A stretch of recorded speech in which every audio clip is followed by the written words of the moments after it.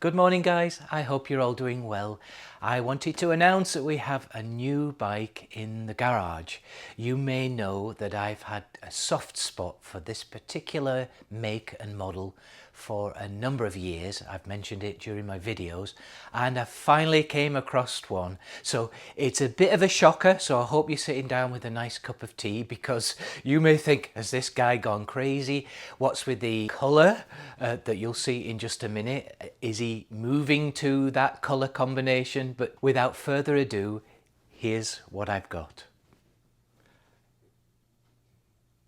So here it is in all its glory. It's a 1962 BSA A10 Super Rocket, a 650cc vertical twin motorcycle from Birmingham Small Arms. And I just love the A10, the pre-unit construction A10 with this lovely shape timing cover. The flames, by the way, and the colour, they didn't come standard from the factory.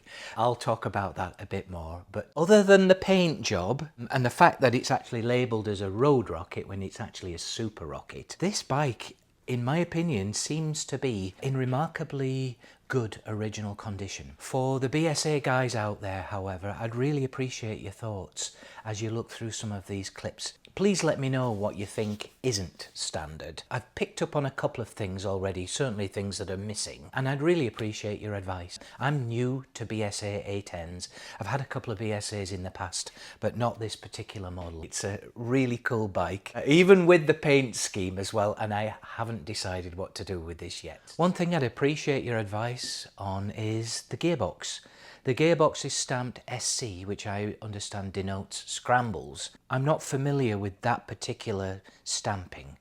I've seen STD standard and I've seen RRT for the close ratio gearbox that you get on a Gold Star or a Rocket Gold Star, but not this particular gearbox. I'm assuming this was on like the Spitfire Scrambler, but I didn't know if this would come as standard with a standard Super Rocket engine. So appreciate your advice on that. And then the engine, I do know that the Super Rocket engine was the same engine that they put into the Rocket Gold Star in the early 60s. What was it, 62, 63? I'm gonna leave it as original as I can get it. I'll just go through it like I normally do with my bikes, clean it thoroughly. It certainly needs a service, I believe. But the paintwork, I suppose, is the big question that's outstanding. Some of you may hate it. Some of you, I hope, will like it. I'm liking it at the moment. It's a little wacky. I probably wouldn't repaint it. If anything, I'd probably get another tank and keep hold of this. We'll see. It's all up in the air at the moment. Does it run? Yes. Someone who purchased this bike prior to me buying it from them was able to start the bike. So then what I'll do is what I normally do is just start at the front of the bike to the rear of the bike, clean it thoroughly just to get my fingers on the parts and understand what it needs, and then probably just a basic service in terms of an oil change. The oil has wet sumped into the sump of the engine. There's actually no oil in the bottom of this oil tank. So I want to replace that before I attempt to restart the bike. These massive bars, I believe they're standard, but please let me know if you don't think that they are. They're super wide for this Super Rocket. It's going to be quite a stretch turning corners, but they're dead cool. I really like them. The seat appears to be original. It's a little brittle. It's got some damage and there's a split here that hasn't broken through yet, I don't think. I'm definitely planning on keeping this along with all the parts that I can retain on this bike. And here on the primary side, again, no real damage to the tank that I'm aware of. The chrome looks to be in very good condition. Again, it's got these flames on the chrome. Someone's put a lot of work into this paint job. Again, road rocket on this side.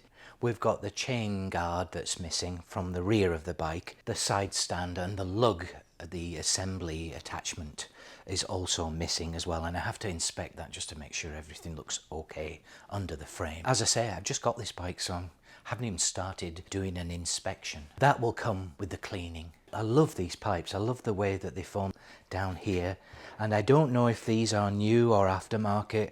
There's some weird strap going on here that looks like it's holding the pipe to the foot peg, so I can check that out. And then the Speedo seems to be stuck at 50 miles an hour, so look into that. I'll make a clipboard list, of course, of all the jobs that I need to do with this bike. There are also quite a few BSAs here locally, and my friends have got A10s, and they've certainly got Lightnings and Thunderbolts, so I'm hoping that I can draw upon their help and their expertise with this bike. Hopefully it doesn't need that much, and again, I'd really appreciate any advice that you have regarding this bike as well. Oh, the gaiters, they've had it. They need to be fixed. Other than that, I'm really excited about this next project bike, and thanks again, as always, for all your support. I'll see you in the next video.